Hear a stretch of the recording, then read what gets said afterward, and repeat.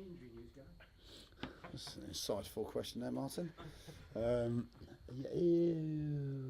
Not that I want to mention today. No, I'm trying to think. Sam Cluse has trained today. Looked very good in training, so that's a positive. Obviously, the weekend's game, I'm pretty sure will be too quick unless he's electric tomorrow and we decide to throw him in very, very early. But it's nice to see him out there. Peter Etterbo trained also, so again, nice to see him out there. It was just one or two with little knocks that didn't train today. Often you find that, I know it's a bit of a buzzword, but most teams, I almost don't want to say it myself, but most teams do a bit of a second day recovery, so that they'll have the day off or a recovery day the next day after the game, particularly on an evening game. And then the Thursday they'll come and just do a little bit. You know, you wouldn't ask the players normally to do a full session, less than 48 hours after the game, because I think energy is going to be a big factor for the weekend's game. So, but they've worked for, the ones who've started worked for about 45 minutes, and then the rest have worked for another 45. Worked really hard with some of the younger players. So certainly coming in tomorrow, they'll all be ready. I think physically ready to go again for another away game. Mam's not back yet. Mam's still his hamstring. So again, Tyrese Campbell came off in the 23s game at half time. We were always looking to bring him off at half time anyway, because he would have travelled as part of the squad for the game on Tuesday. But because we're conscious, we want to still give him game time. He needs the game time for his fitness. It's always a funny one for a young player. If they're in and out of the squad, then they'll play 45 minutes. But his plan was to play 45, but he ended up coming off at half time anyway. I think we're just a tight hamstring also, so he's not fit at the moment. Gary, the team pinched the point really at Sheffield, and we're all delighted that we pinched that point. You watched from a different vantage point. Yep. Did you see anything that otherwise you haven't noticed when you're at ground level? No, not really. I mean, I think, look, the Championship is such that, we've had plenty of points pinched off us this season. I think in games where we perhaps feel like we deserve to win more points, if you look at the Birmingham game, for an example, we had, points pinched off us in that game, and that's just how the games work, don't they? So I thought at times we defended the box really well. I think we've started to look a lot more solid. Yes, we conceded a little bit of space. I think a lot of teams will do that against Sheffield United, particularly at Bramwell Lane, just because of the way they play. And I thought there were times when we could have done that a little bit better. We could have, not allowed them to get into the final third quite so easy, but they didn't really, there wasn't really many. I think there was one good chance early on where we switched off, where the lad's side foots it over. But other than that, there weren't too many clear-cut chances, which again is sometimes part of an away performance. What I would say on a positive note, and I said it after the game, is that I think 4 away games unbeaten, where you could conceivably put the Rotherham and the Sheff Wednesday game into saying we probably did enough to win those games. But we're starting to look a little bit more solid and a little bit more resilient. We're certainly coming back in games, but what we now want to do is we want to find that last 15 minutes of excellent response from an attacking perspective, and we want to start to put that into earlier in the games, and maybe that's a bit of mentality, belief, whatever you call it, because I think the team are working hard. I think we're working hard. I think we're showing some good signs in games, but it's just that last kind of, I spoke after the game about that last 5% of whatever you want to call it, urgency, tempo, drive, whatever it is, just to get a little bit out that we know we've got. It's quite often said that talent wins matches, but teamwork and intelligence win championships. To have decent teamwork, you need to have confidence. And Joe Allen said at the end of the game the other night that he didn't think we were as confident as we should be, whilst I know you're probably doing everything you can to change that. Yeah. Do you think part of the problem is some of the players think they're better than they are? I think it's a hard one, because it's quite a sweeping statement. I think maybe at times in games perhaps we haven't quite found that balance yet, that means that regardless of how good we are, we have to, I spoke about it before, we have to earn every single thing we get in this division. And we've had games where, you look at the Norwich game, certainly that was a defensive performance full of humility, full of drive for each other. I certainly didn't think we felt we were better than we are then. But then of course you win a couple of games and perform better. but sometimes, you know, you perhaps don't have the extra little bit of edge that's needed because it's a difficult division, you know. And we've said it before, that when we end up keeping a clean sheet every game, and then our attackers go and win us the matches, then we know we found the right balance. So I don't believe the players think they're better than they are. I think occasionally we've just needed that extra little bit of intelligent effort, intelligent work rate, intelligent team shape, you know, to manage some of the games a little bit better. You know, you could argue, you can look at the Birmingham game as a case in point. You know, we defend really well all game, and it's just that last little bit. But you know, we switch off for 5 seconds, and that 5 seconds costs us the game. You know, so certainly we've got to be better at doing that.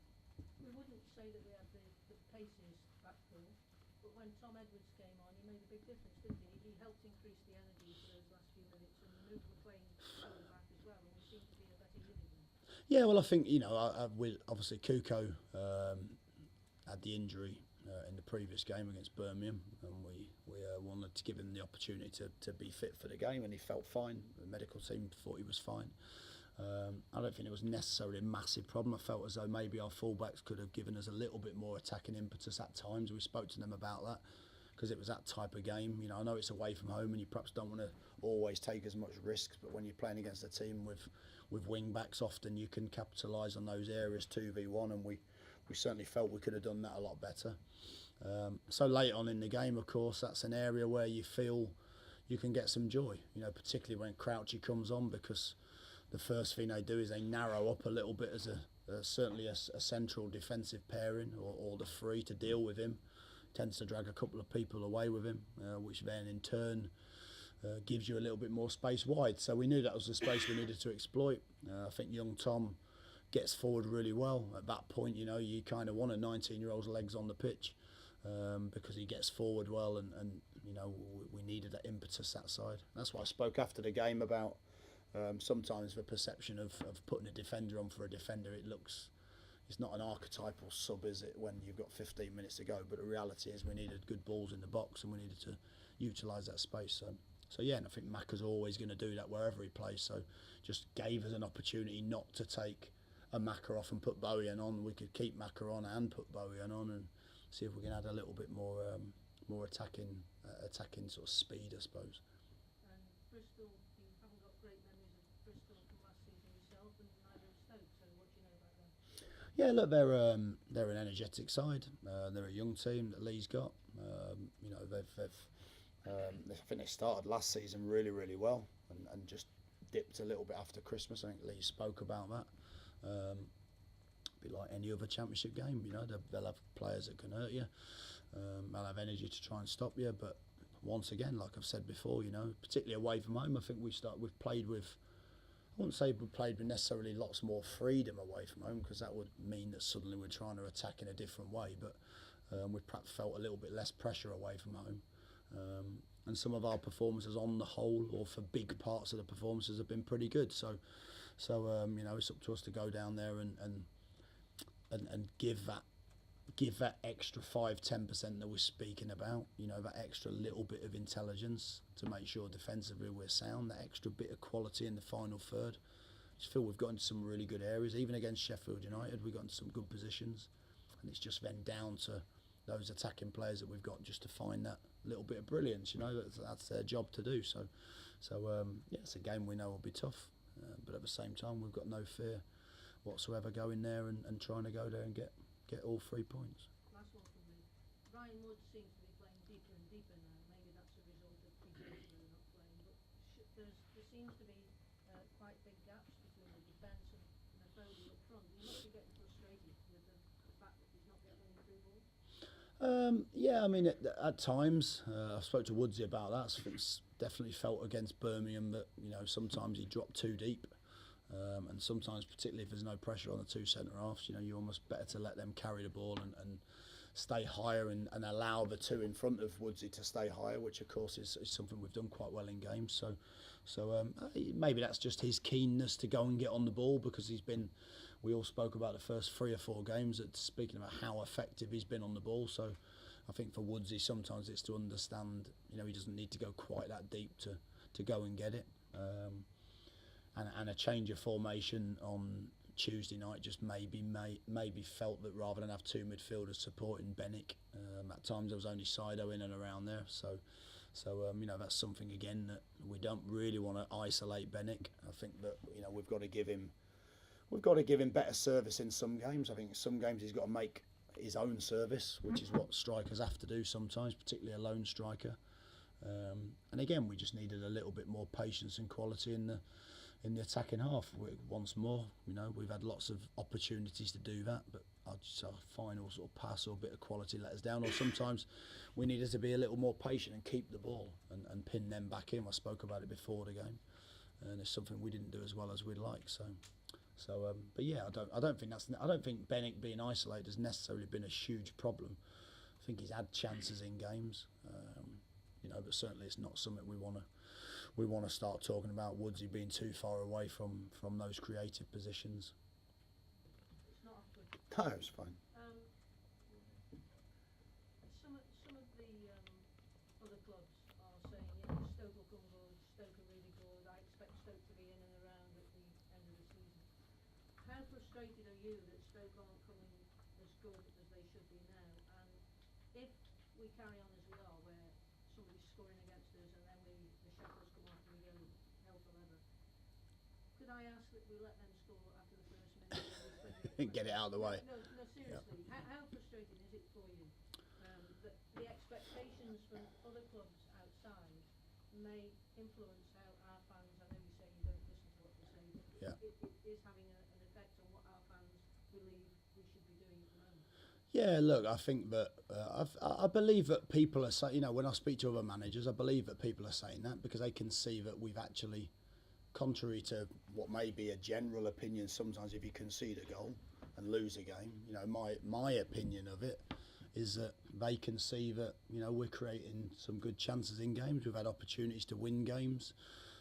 We've played well in quite a lot of games. You know, I defy anyone to watch the Rotherham away first half and the Sheffield away. I know there's so many more elements to a game, but what the point I'm making is I think they see that actually, you know, we probably see some of the decisions that have gone against us. We probably deserve to be higher in the table than we are. I know you don't get always what you deserve, which we found this season, but I think that's why they're saying it. You know, my opinion is it's not just a nice thing. It's not because we've spent money. It's because they can genuinely see, you know, that we should be higher in the league and potentially deserve to be a little bit on the balance of some of the games. What I would say, yes, it's frustrating, but I don't think the problem for a manager is, you know, frustration doesn't really help you. I'll be open and say that times this season I've probably got frustrated quicker than I normally would because I can see what the players are capable of doing, and I've spoke to them about that. But again, I've got great belief that you know, if we can just find that extra little bit of whatever it is that will make us respond earlier, whatever it is that will make us attack in the way that you know, we do when we're chasing a game. You know, I don't think that's necessarily always tactical because sometimes those moments are emotional and it's your reaction. You know, then I believe we'll get what we deserve. You know, so yeah, it can be frustrating, but I don't. The problem with frustration is it doesn't get you any more points. You know, and it gets you a £2,000 fine and a one-match ban. So frustration is not a word I intend to let fester for very long on a match day. Thank you. Thanks. Okay. Cheers. Thanks very much.